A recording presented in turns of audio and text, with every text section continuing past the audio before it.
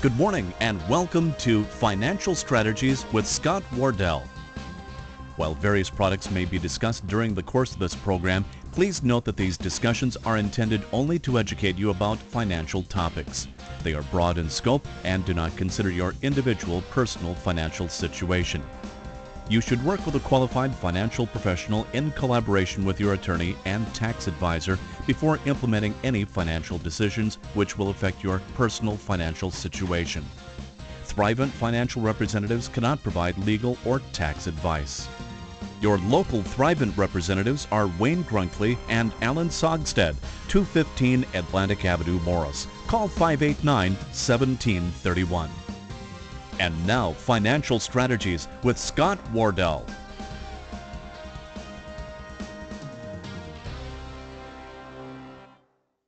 Good Saturday to you all, wherever you may be listening. Welcome in. This is the Scott Wardell Show. I'm Kyle Zander, getting things started off here. Scott, how are things going? Going great. How are you doing, Kyle? Doing all right. Do you mind if I call it? I know it's Financial Strategies with Scott Wardell. Do you mind the Scott Wardell Show? Whatever you want. It's totally okay with me. All right. There are a lot of folks listening in different communities that have different advisors than me, but that's totally okay. We want to give them some ideas. The whole reason we started this show back in the beginning of January was really to help people pay attention to some important things in their finances, and and that's really what we're after. So it's financial strategies, but it is hopefully some provocative topics that really get people to start to think. So that's why we're doing it. And I do have a great guest with me today. I have Mike Barrett from Mazanek Bauer accounting firm. Mike, thank you so much for being with us here today. We really, really appreciate that. And of course, taxes have been a pretty big topic in the state and now in the federal, but on a slightly different level than we're going to talk about them today.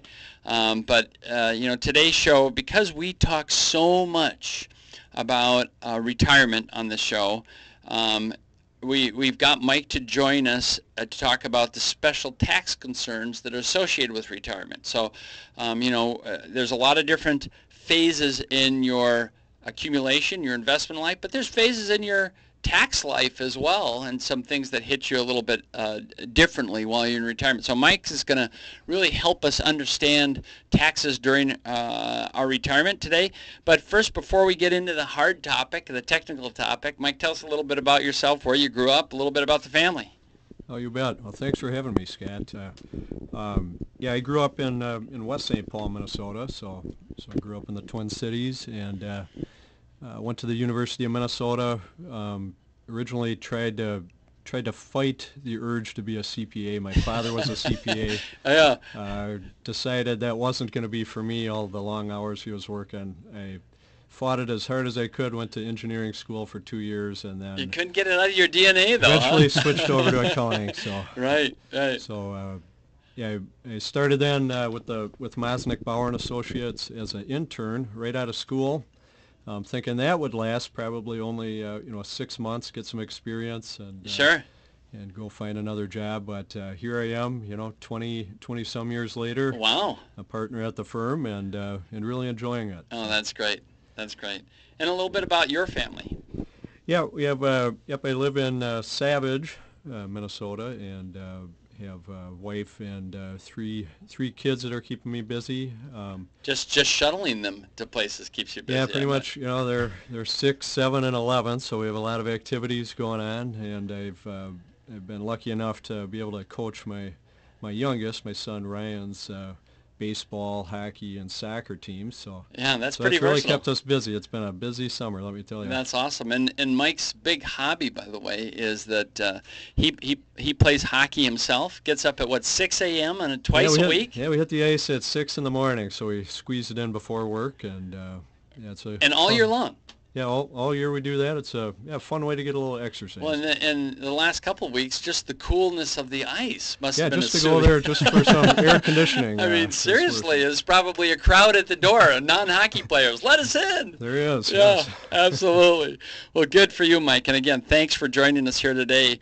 As most people approach their retirement, they see a reduction in their income, and not necessarily, but for most people, their income is going to go down, and hopefully their taxable income. So, how can they, in your mind, leverage the fact that as they're getting close to retirement? So we'll start with the pre-retirees and we'll move into the retirees in the course of our show. What are some of the ideas that you've got for them today? Yeah, Scott, that is a natural progression, I think, as you start approaching retirement. Typically you're past your highest wage earning years, maybe starting to scale back a little bit. And with that reduction in income, I think you do have to make some decisions and try to do things to continue to build your funds for retirement. One way that a lot of our clients do that would be to take a good hard look at their expenses. With the reduction in income, naturally, I think you want to look at trying to reduce some of your expenses, contain those. Right. And at that point in your life, as you're approaching retirement, some of the expenses you've had in the past, with when you had kids living at home, when you had kids going to college, hopefully some of those expenses are in the rearview mirror now, and you are able to get by on less income, able to save more, even out Sure. of a reduced income. So that those are a couple important things to do. Another thing is to make sure that the money you are saving is working for you. Sure.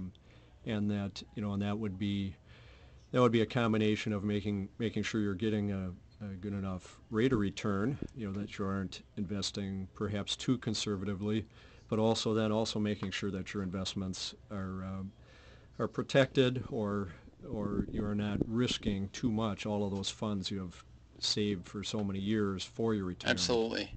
Yeah. There's a lot of positioning that goes on relative to, your overall investments as you're starting to get close to retirement. Which ones, are going to produce the income? Which ones are going to continue to grow? And how do you balance that not only as you enter retirement, but once that you're in retirement? And and I know a lot of people are actually working longer than they planned. The dream of early retirement for some people vanished, or at least got delayed in 2008, whether they their job situation changed or whatever. So let's say someone has been a W-2 employee their whole life, and because of the recession and changes in their really employment status, they're now out there consulting. Is there anything that they might do differently as they're approaching retirement? Of course, they got to get, for many of them, they have to buy their own benefit plan, Right. And in anything that they can leverage along that path. Well, that can get very expensive, if Yeah. you're needing to provide your own, health insurance coverage, Right. as you get into the later ages. Health insurance, and a lot of folks, of course, if they got laid off, or sometimes they got laid off from a firm and went back to the same firm as a consultant. They're still working the same place they worked before, but now they're working as a consultant. Yeah, and now they maybe have some self-employment tax, Right. also, besides the income tax. Exactly. So that's something to manage. But as a self-employed person, there's a few things maybe that gives them a little more flexibility too. Yeah, I think there, you do have a chance to take some deductions you might not be able to as an employee. Unreimbursed employee business expenses are difficult to deduct because you have to Right. get over a kind of a base before they're deductible for you. But as a self-employed person, some of the things you're doing, you might have a home office deduction you Sure. could claim. There's probably some business mileage Yep. and other out-of-pocket expenses that you can deduct. So, And- yep, you'd want to make sure you capture all of those. Right. And they might have an opportunity actually to use the independent status, if they were in that, for paying some long-term care premiums with some deductibility as well. Yep, that's a good approach, Scott. Yeah. Another thing you can do, that self-employment income, you could make a SEP contribution. Right. Simplified employee pension Yeah, kind so a of SEP retirement IRA. contribution based on that income, Right. up to 25% of your net self-employment Right. income. Right. So although might lose a benefit package if you had done this, and part of the reason I want to bring that up is because I often mention Ken Dykewald's book, The Power Years. He's the guy who coined the phrase "the power years," and his institute, I believe, is called Age Wave. So people can look this up online if they like. But he talks about how retirement is so dramatically different today than what it was, 20, 30 years ago, and how many people will either continue working longer, and maybe they're going to go to a part-time status, so they negotiate with their firm, can I do this in 20 hours instead of lose me entirely? And most of them got great experience, so the firms are, maybe really keep your benefits then. and maybe keep your benefits. But others are starting to do things that are totally different than they did for the most of their career, maybe related but different. And then sometimes that leads them to become self-employed. So we want to make sure that we talk a little bit about that in these shows, because I think for many people, there's the working longer in some fashion is probably going to be part of the plan. I'm pretty much planning on that myself, Scott. But hoping to find something maybe a little different than accounting at the tail end. Well, in the interviews I've done for this book I've been working on, Retiring in Turbulent Times, I've heard some really, really creative ideas that people have come up with, and it's really fun. And sometimes it is just, a teacher going to do tutoring as an example. That's a common one that I hear. Or, I was working with some school teachers this week who, instead of working, I think they told me their typical is 174 days a year that they actually normally teach, and they can take a subbing contract and have much more flexibility, and maybe teach 100 days a year and have a little bit of time off in between. So some of these kinds of issues that people are starting to figure out. Or the wackiest idea I've heard really is this guy who wants to run an orchard. I think I know this guy. Yeah, but truth of the matter be known is that I love the financial planning at least as much, so that I'm trying to figure out how am I going to balance that 10 years from now. But I got my eyes on a job being a ranger at a golf course. Oh, there you go. That looks like a good fit, and maybe get a free round of golf out of that once in a while. Isn't that when we go out skiing out west, and people have to wear these name tags at Vail that say where they're from, and they'll have cities from all over the U.S., and occasionally you'll run into somebody you're like, well, now that person, I'm pretty sure, has got a professional job somewhere, and they're wearing a little name tag as they're putting us on the gondola. And so I pull myself out of the line to talk to them, because this interests me. And oftentimes they'll say, like this one, here I am looking at you, Mike, but this one woman says, well, I'm actually an accountant, and I come out here and I do this for about 3 weeks. I get a free pass. It's an excuse to come out to Vail, and it all works out fine. And it's a 3-week job. So, it's kind of like your ranger job, except for they're at the ski area. I think we got to all be open to ideas like that. Yeah, exactly. So, moving on here, once people have reached the retirement age, they got a whole new set of tax dilemmas to deal with. What do you put in the top 3 or 4, Mike? What are the new dilemmas? Well, we're going to, the thing that people first of all need to know, is that their Social Security benefits often can be taxable. Right. So sometimes people don't know that. That's not the way it used to be. I mean, they used to be tax-free for everybody. Tax-free. I think it was 1984, like the Reagan years. I think when up to 50% of your Social Security benefits could be taxed at that time. 10 years later, somewhere around 94. They increased that to now up to 85% of your benefits can be taxable. So you got 15%. If you're earning over a certain amount, you still got 15% that's not taxed. And what do you think? I mean, just between us here on the air today, what do you think the odds are they're going to let that last? They need revenue. I think 100% it's on its way is my guess. Yeah, it could be. Yeah, as you know, they're tinkering with things and looking at the cost of living adjustments and changing how that's done. Right. I don't doubt there'll be changes, but to me it seems hardly fair that it's taxed at all. Well, when you think about it, and taxed for some people, and not taxed 85% of the actual income to you for some people, and 0% tax to others. Right. Yeah, so it's very, very different. Okay, so we're going to take a quick break, and we'll be right back with Mike Barrett, and we're going to talk more about taxes while you're retired. You're listening to Financial Strategies with Scott Wardell. How would your financial life improve if you changed just one thing? Avoid ATM fees, make your gifts rather than buy them, protect yourself from identity theft, save more for your family's future. The list goes on. If you heard something today on Financial Strategies that motivates you to change one thing in your life, Thrivent Financial for Lutherans has free tips and resources you can use to do one thing differently. Find more at thrivent.com/one thing. Think about your finances, your lifestyle, your wants versus your needs. What one thing can you change today and see the impact tomorrow? Perhaps your family will save all your change for a month and donate it to charity. Maybe you'll finally write a will. Whether you choose to start simple or take a big step, that one thing can really make a difference. If you heard something today on financial strategies that motivates you to change one thing in your financial life, Thrivent Financial for Lutherans has free tips and resources you can use to do one thing differently. Find more at thrivent.com/one thing. You're listening to Financial Strategies with Scott Wardell. I'm Kyle Zander alongside Scott Wardell, and our guest for today is, Scott? Mike Barrett. Mike Barrett. Mike Barrett, CPA. So, and we were just talking here before our little break there about tax on Social Security, Mike, and how, of course, today's topic is what are some of the interesting and unique taxes that people pay while they're retired, and of course some of the tax implications right before they're retired as well. So we had just started talking about tax on Social Security and how some people get all of their Social Security as a tax-free benefit, while others are paying tax on up to 85%. So walk us through that. What's the differentiator on that, Mike? Sure.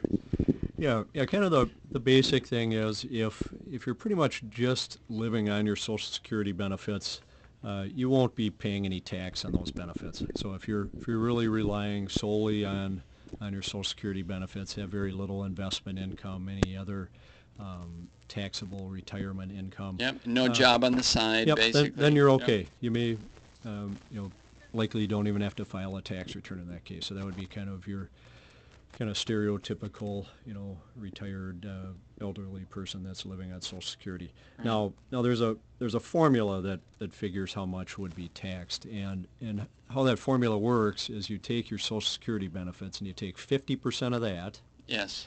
And then you add that to any of the other taxable investment income, retirement income, and even actually tax-exempt interest gets added in this calculation. Now you come up with the number, and then you look at, there's a different base amount that would be used for a single filer versus a married couple.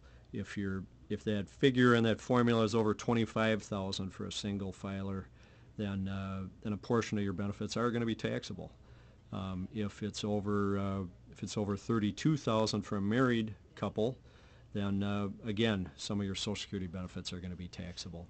And it kind of ramps up as it goes with this formula. So right. As you get for a single filer over $34,000 roughly, then you're going to be up at that 85% right. of benefits being taxable. $44,000 for a married couple, where you're going to kind of hit that level.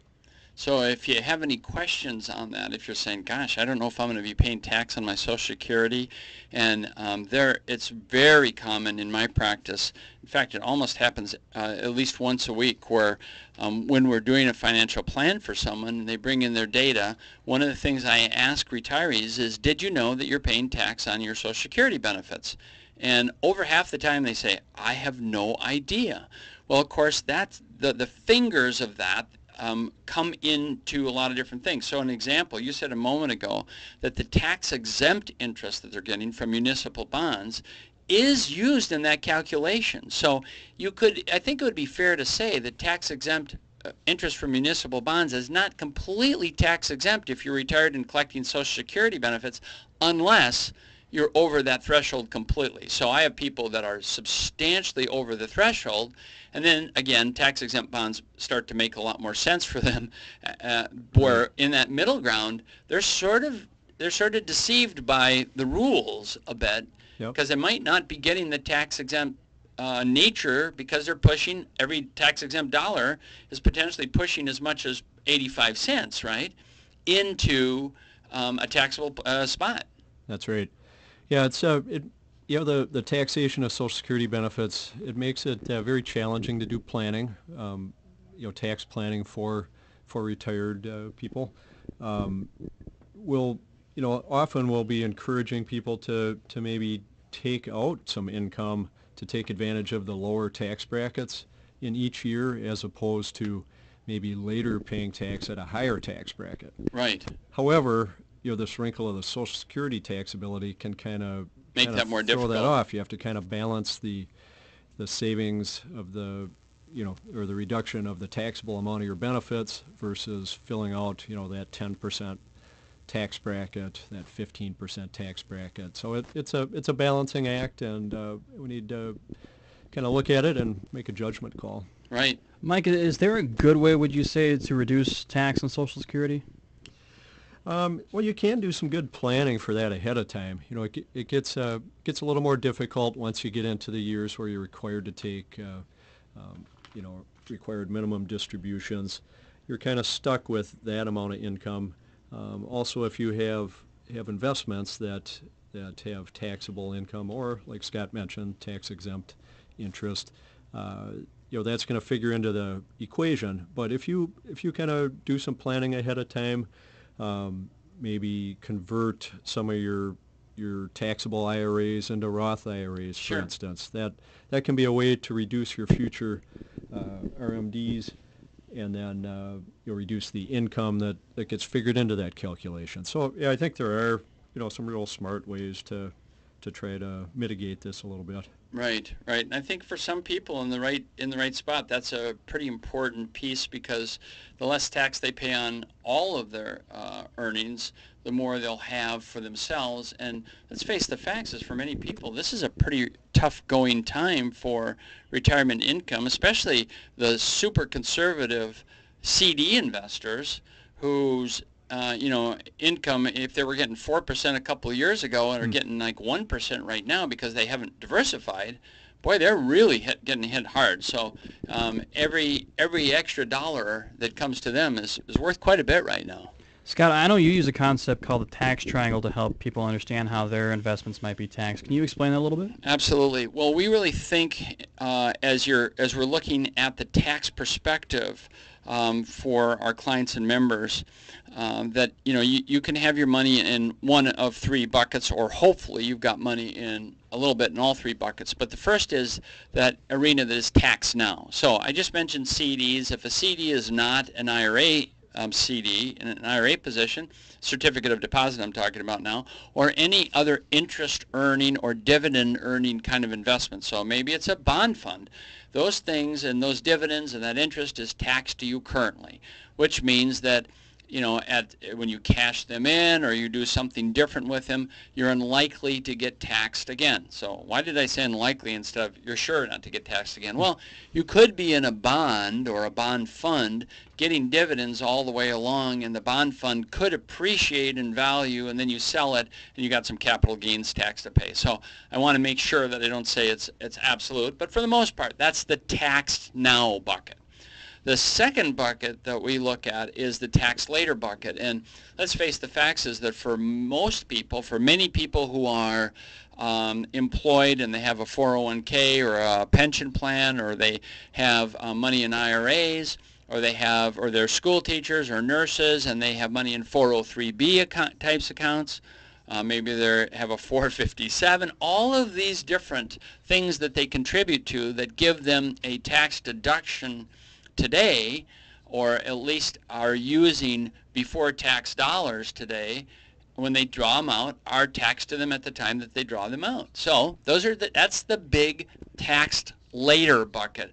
So often people, when they're planning for the retirement, they look at it and they say, gosh, I'm going to take these deductions in my high earning years, and then when I retire I'll be in a lower tax bracket and I'll take it out. So tax deferral works great when you take a tax deduction in a high tax bracket and then pull it out in a low tax bracket.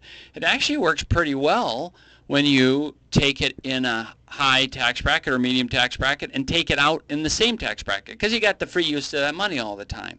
It doesn't work well at all if you happen to take the tax deduction when you're in a medium bracket, as an example, and then take it out, and you happen to end up being in a higher tax bracket. So that's one of the things on the tax later.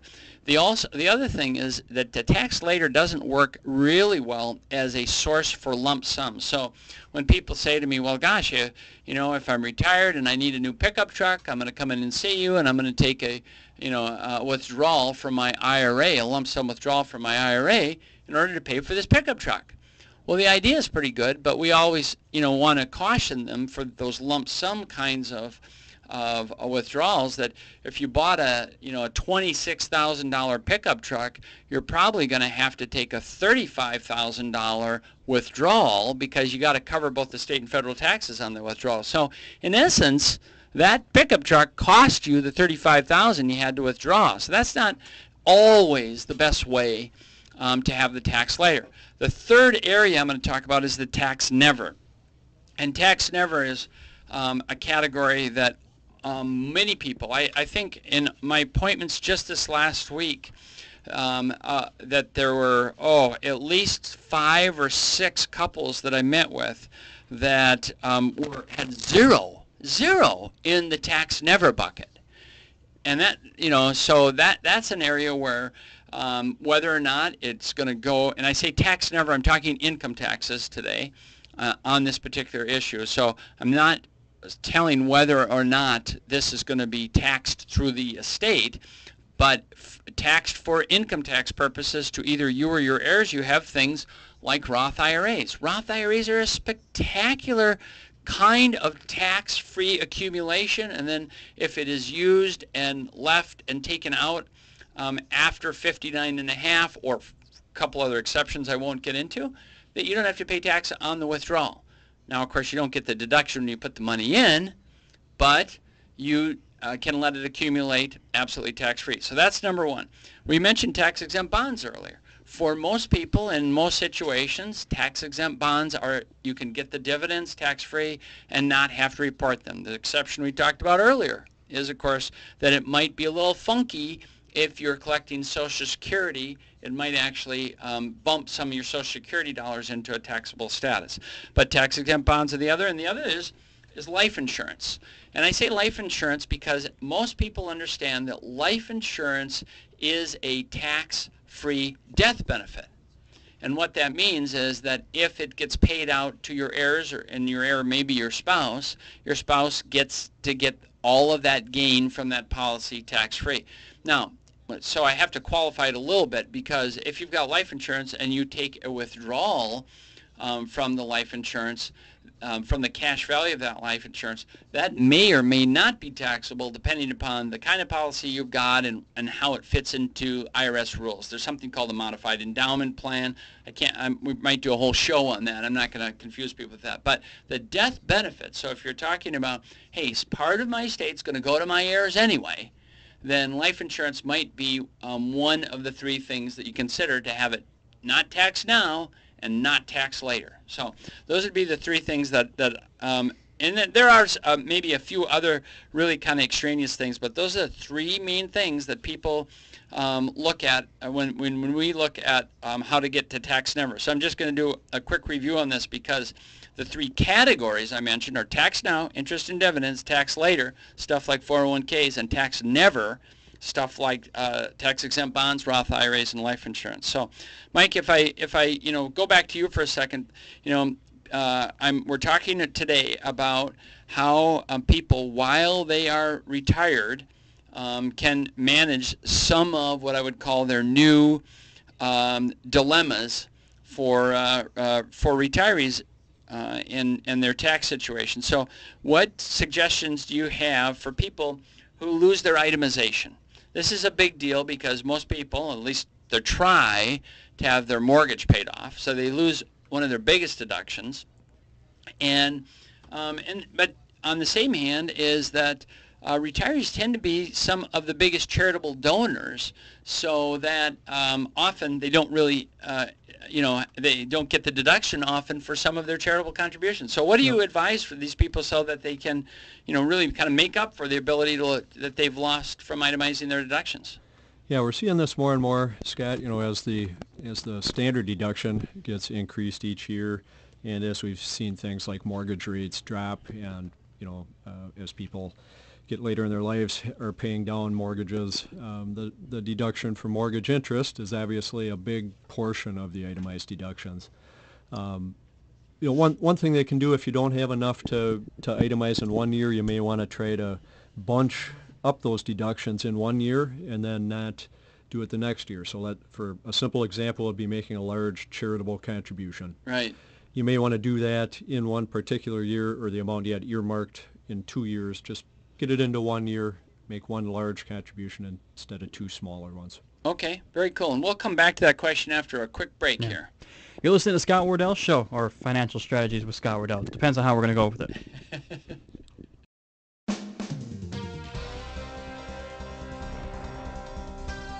Nearly 3 million members look to Thrivent Financial for Lutherans to help them achieve their financial goal. Nearly 3 million people know that Thrivent Financial is committed to excellence in financial services and caring for others. Get to know Thrivent Financial and the quality of products and services they can offer you. In West Central Minnesota, your representatives to help you with your financial needs are Wayne Grunkley and Alan Sogstead, 215 Atlantic Avenue, Morris. Call 589-1731. Registered representatives for securities offered through Thrivent Investment Management Incorporated, member FINRA and SIPC.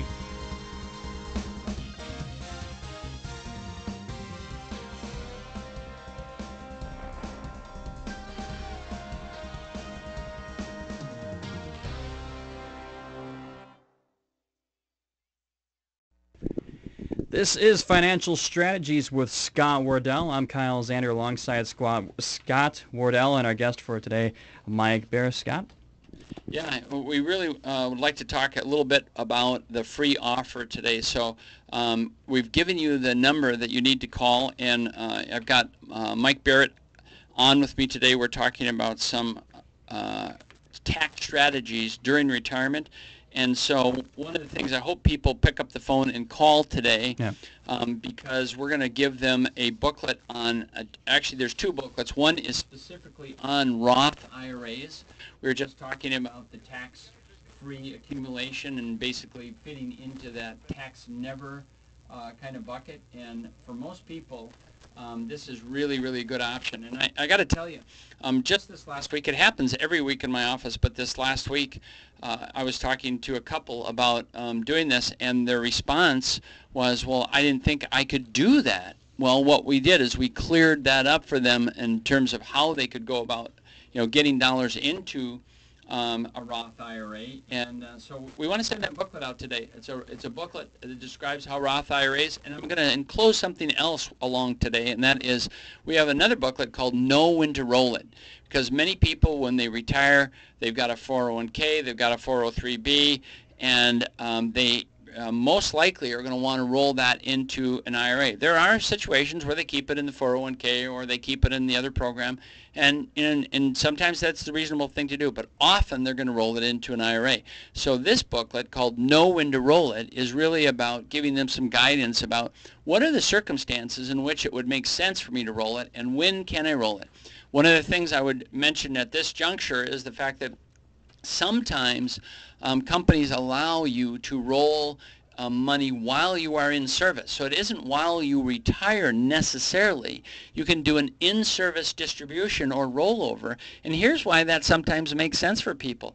I'll give you an example of a lot of companies that have employee stock option plans. Back in the days of Enron, most people heard the story about how people's retirement plans were worth, some of them were worth $1 million or more, some of them $2 million, and in 6 to 8 short weeks, because it was almost entirely invested in the company's stock, their retirement plans were worth next to nothing.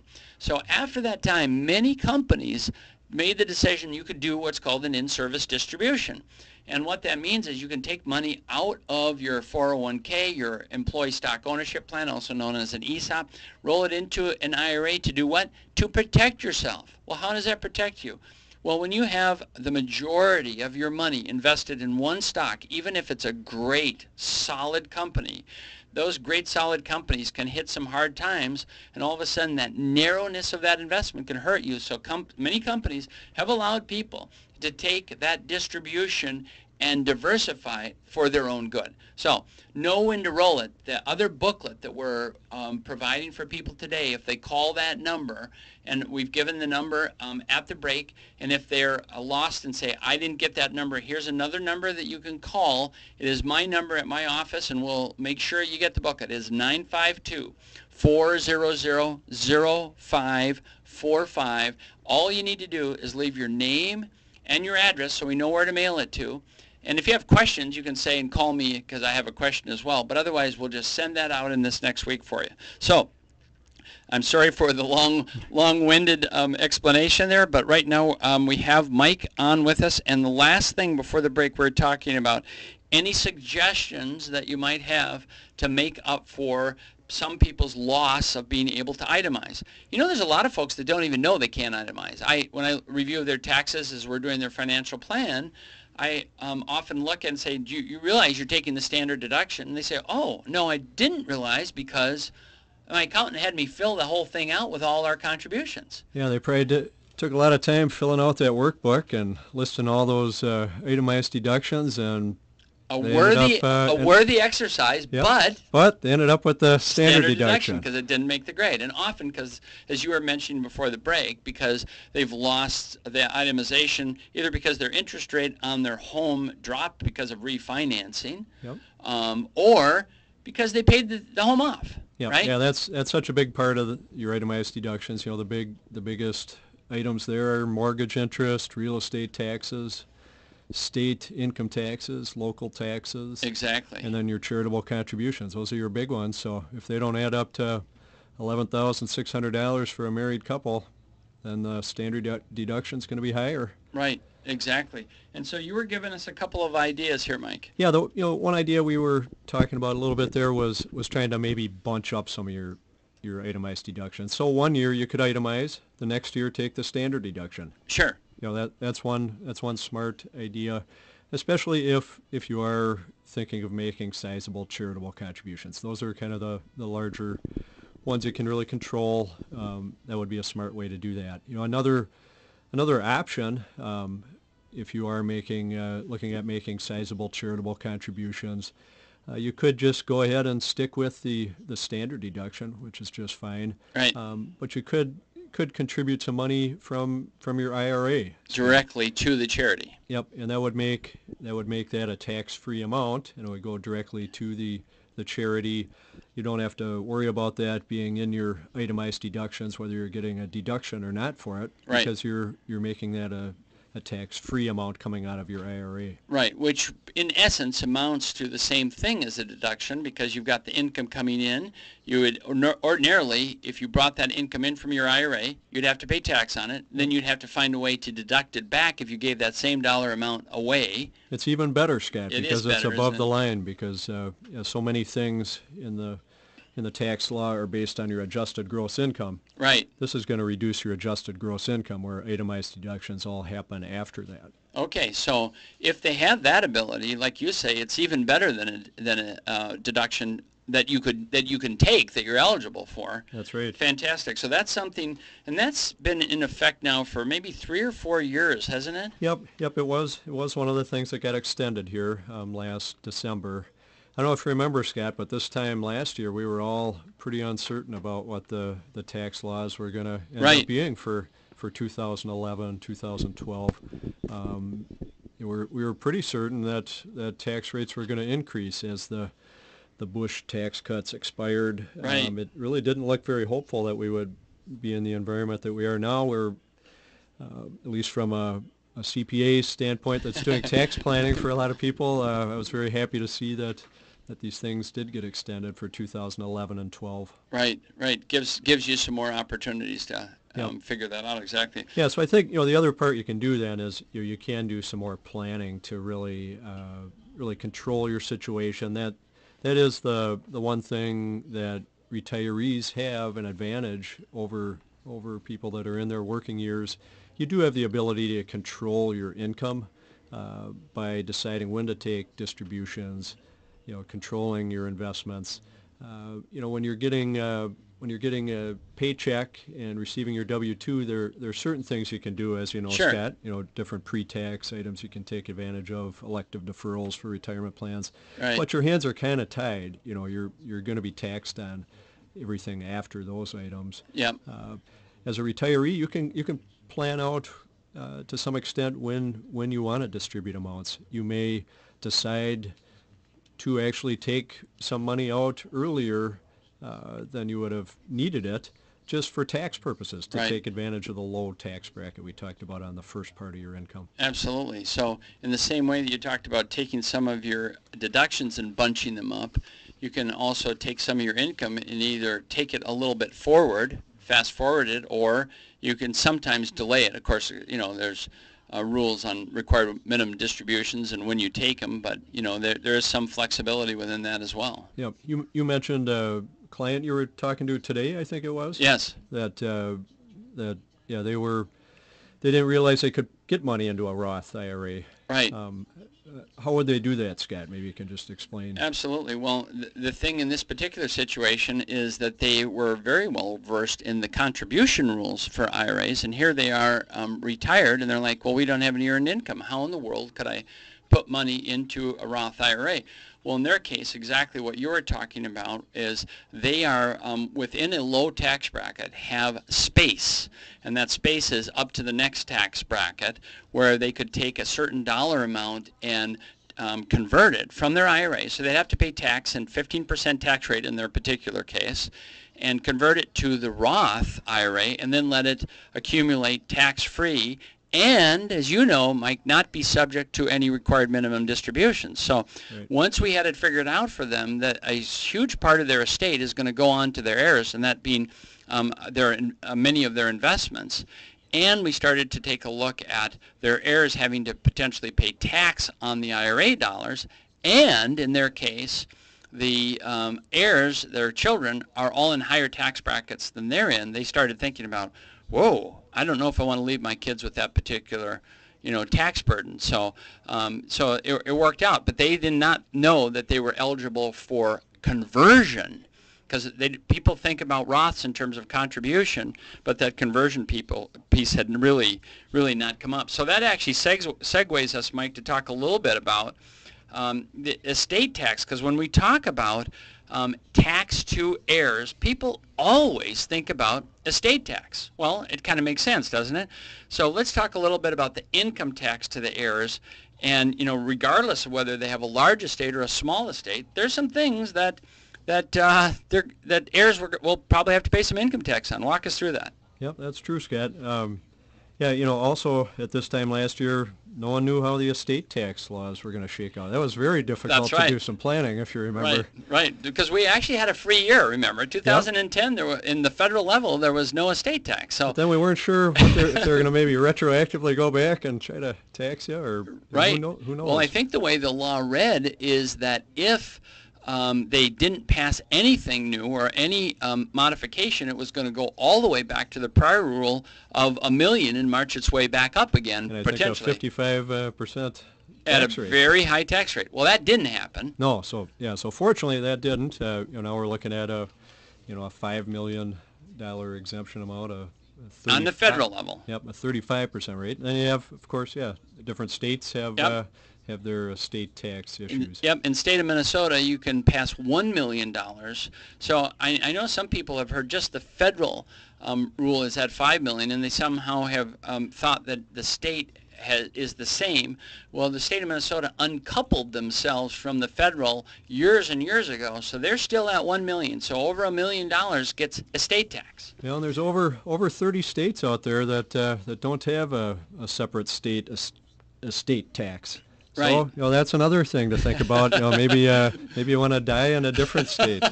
Oh, wait a second now, Mike. You can't just die in a different state. You have to be a resident of that state. You know that. Well, then buy a house and then die. Grandma's sick. Grab her, take her across the border. No, it doesn't work that way at all. So we're talking with Mike Barrett, and we're talking right now at the moment estate tax. But in a moment, we're going to come back and talk about the income tax that heirs have to pay, and a couple of different examples of that. Thanks again for being on the show here, Mike, and we look forward to your answer in just a few minutes after our break. Scott, I also want to ask you what your tax triangle thing, we talked about that earlier in the show, what that's going to do to for heirs and inheriting money. Absolutely. That's all coming up next on Financial Strategies with Scott Wardell. How would your financial life improve if you changed just one thing? Avoid ATM fees, make your gifts rather than buy them, protect yourself from identity theft, save more for your family's future. The list goes on. If you heard something today on financial strategies that motivates you to change one thing in your life, Thrivent Financial for Lutherans has free tips and resources you can use to do one thing differently. Find more at thrivent.com/one thing. Think about your finances, your lifestyle, your wants versus your needs. What one thing can you change today and see the impact tomorrow?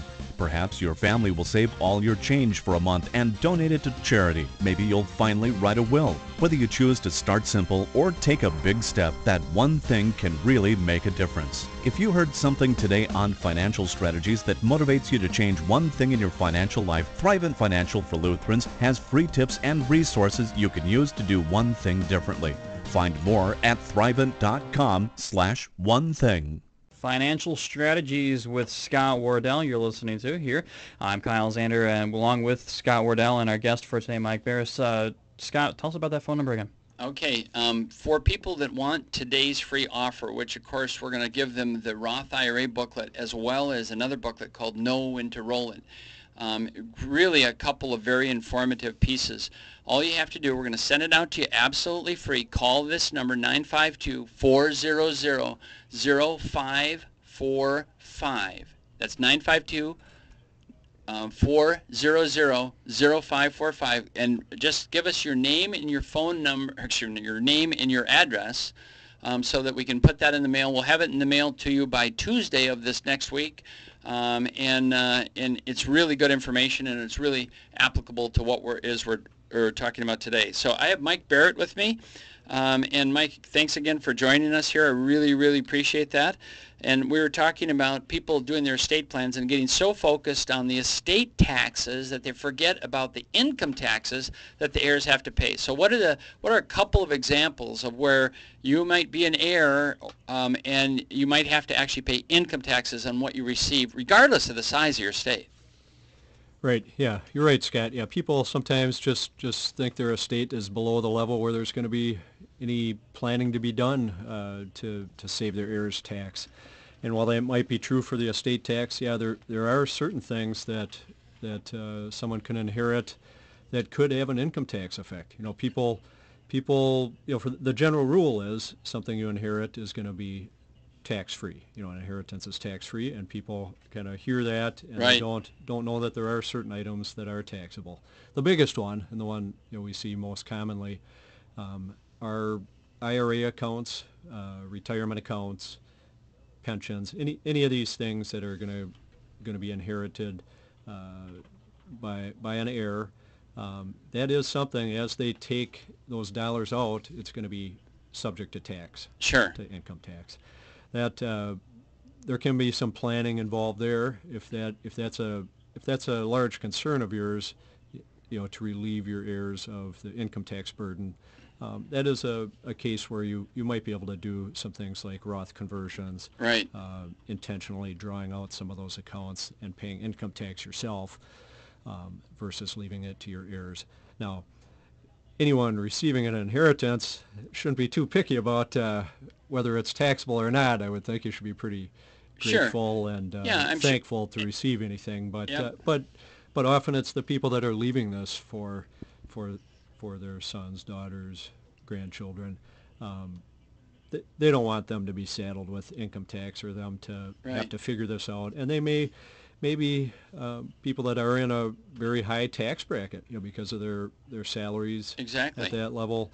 It would be more tax efficient for a retiree to take it out at a lower tax bracket. Right. Leave it to them; they can draw it out, or leave it as another type of an asset that wouldn't be taxable. Right. Yeah. The fly in the ointment on the plan is that most of the people that are inheriting these accounts from mom and dad are in their most active and highest paid working years. Right. So mom and dad often, I would say 2/3 of the time, maybe even more than that, mom and dad are in a lower tax bracket than the kids. So we like, when you start talking about wealth transfer, income taxes can be a pretty big deal. So one of the things as we're talking about today, I encourage all of our listeners to sit down and figure out how much do you have in that tax later bucket and how much of it might end up getting passed on to your heirs. Scott, let's go back to something that we mentioned earlier in the show. You mentioned about tax triangle. What does that have to do with people, heirs, and inheriting money? Well, it's right in the middle. It's kind of in the sweet spot of all of this because the tax triangle, as I mentioned, is you look at your overall estate. And I say estate because for this conversation, I'm also going to throw in land and your home. But you have those three categories of things that are taxed now, interest-bearing kinds of things that are not in an IRA. Those that are taxed later. Those are 401ks, IRAs, simplified employee pensions, all the retirement plans that most people have, and those that are taxed never, and that of course are the Roth IRAs, the life insurance tax-exempt bonds. And then I'm going to add one thing to it: stepped-up cost basis for appreciated assets. So let's say that you have a farm that's going to go to your heirs, and you paid $100,000 for the farm, and it's now worth $400,000. Under the current tax laws, and I emphasize current here because this is one of those things that's kind of been under attack, you get a stepped-up cost basis, and that will go tax-free to your heirs. That gain of $300,000 in my example is ignored. You don't have to pay tax on that. So the reason that's important is if you put together any gifting kind of strategy, when you gift it, you give it at the old cost basis. When it's inherited, it gets up the stepped-up cost basis. Yeah, there's an important difference there, Scott. So yeah, it's good that you pointed that out. Yeah, absolutely. So, these are the kinds of things that we've got to really get figured out as we are planning, helping someone put some organization around their estate to say, gosh, maybe it is time that I convert some of my IRA dollars over to Roth IRAs. Or, people don't necessarily think when they're retired about buying more life insurance, but there are some ways in which this can be done which will really pass some substantial dollar amounts to the heirs in a totally tax-free basis. And of course, it's so individual that particular piece we probably should, sit down with people one-on-one and talk to them about it. Well, Mike, many farmers use the purchase of their equipment as an annual write-off to help them reduce their tax burden. What's your thoughts on that? Yeah, no, that's a great write-off. You might have an eye on that new tractor, down the street there. Right. Thinking that could be nice to have in the next season there. So yeah, smart to buy that before the end of the year.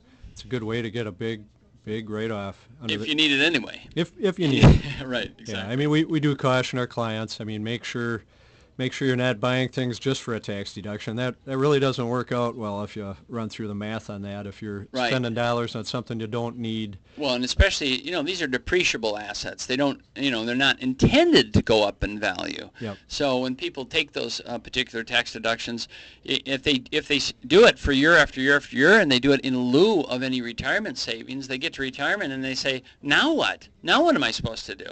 So I think you're spot on, Mike, is that it's a really it's an opportunity for people to do, but on the other hand, you always have to balance that out with, buying equipment purely for the tax deduction. That doesn't make any sense, but buying equipment that you need for the tax deduction in a timely fashion can be great. And say a little bit about the 179. Yep. Yeah. So right now the tax laws are very advantageous for writing off equipment. At one time, that Section 179 expense election, which is basically an option to deduct the purchase of equipment versus depreciating it over a number of years. Getting it up right now is instead of getting over that instant deduction. The level that we could do that at was a $10,000 amount, let's say, at one time, and then right. $25,000 at a later point in time. Right. Now we have a very large amount we can write off. There's really no limit for a small farmer, small business owner. You're looking at, I believe it's $250,000. Wow, that's a lot. It might be $500,000. I think it might be for this year. Okay, but good. we can write that off. You also have the other option, the bonus depreciation, is another way to write off everything. There's a 100% bonus depreciation option in place right now too, which can also be a good alternative. But the timing of this is key. If it's something you know you're going to have to buy, you're thinking of buying it in the spring, maybe it's something you arrange to buy before the end of December, right, with the deduction in the current year. Well, and for farmers, especially if they carried over any grain and sold it at a very high price, I've talked to several that are like, wow, I'm going to pay a lot in taxes this year. So, that's part of the conversation. It's not the only part, but it's certainly an important part. Yeah. Yep. Mike, we're in the middle of this tax year, and there's still some tax credits that are available. We've been talking mostly about deductions. Let's talk for a minute about some of the credits. For most people, a credit might be 3 times as good as a deduction, right? Yeah, the credit, you're saving dollar for dollar on the tax that you owe. Yep. Where a deduction, you have to apply your tax rate to the deduction. So, right. So you're right. Credits are very much more powerful. There's less chance for credits, but there are still some credits out there. There's some energy incentive credits that are still available. The residential energy credits aren't as advantageous as they were in 2010. Hopefully people were able to take advantage of some of those things for possibly replacing a furnace, for replacing windows, putting insulation in, garage doors, things like that. No, we're back to the pre-2010 rules for the residential energy credits. But okay. It is something that you can still get some benefit out of. Another one that we really saw last year, or at least explored for a number of our small business clients, is the small business health insurance coverage credit, where you could potentially deduct up to 35% of the health insurance that you're paying for your employees. But it is only for small employers, so you would have to have less than, your workers would have to average less than $50,000 in compensation, and you would have to have less than 25 employees to even qualify. So sure. In a lot of cases, our employers didn't qualify. Okay. Well, Mike, thanks for the discussion here today. I mean, we've covered a lot of ground. We've talked a lot about some tax strategies that people can look into, and some information about, what the current tax law might provide for them. And also, we talked about some of their dilemmas, especially associated with Social Security, receiving Social Security, and tax on that Social Security. So thank you for being here today. I'd love to have you back another time, and we could talk more about the special taxation on retirees and people approaching retirement. And I encourage people to call that number and really ask for the brochure. Leave your name and your address at 952-400-0545. We'll send you the Roth IRA and the When to Roll It brochure out to you in this next week. Thanks so much. We hope you've enjoyed the past hour of Financial Strategies with Scott Wardell. While various products may be discussed during the course of this program, please note that these discussions are intended only to educate you about financial topics. They are broad in scope and do not consider your individual personal financial situation. You should work with a qualified financial professional in collaboration with your attorney and tax advisor before implementing any financial decisions which will affect your personal financial situation. Thrivent financial representatives cannot provide legal or tax advice. Your local Thrivent representatives are Wayne Grunkley and Alan Sogstead, 215 Atlantic Avenue, Morris. Call 589-1731. Join us again next week for Financial Strategies with Scott Wardell on KMRS, Morris.